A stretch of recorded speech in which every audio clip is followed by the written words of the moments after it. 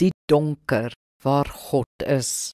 Eksodus 20 vers 21 sê, die volk het op 'n afstand bly staan en Moses het nader gegaan na die diepe duisternis waar God was.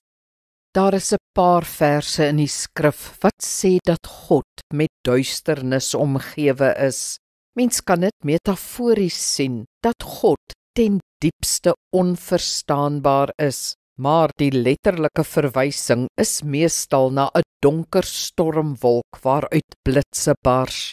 Rabbies sien daarin ook 'n verwysing na die allerheiligste, die donker vertrek agter in die tempel waar God se teenwoordigheid gerus het. Slegs die hoëpriester kon daar ingaan, slegs een keer 'n jaar, met bloed in sy hande, om kortliks by God te vertoef.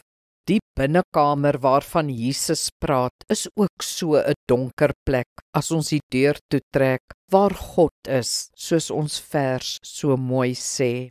Dis die stil heiligdom waar ons, deur Jesus se bloed, God sal aantref, net wanneer ons wil.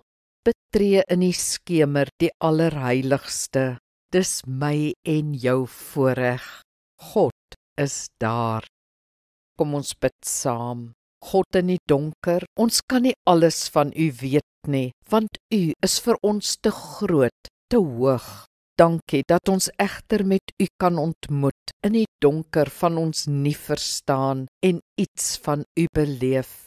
Help my om meer van daardie voorreg gebruik te maak. Amen. Die Here seën jou.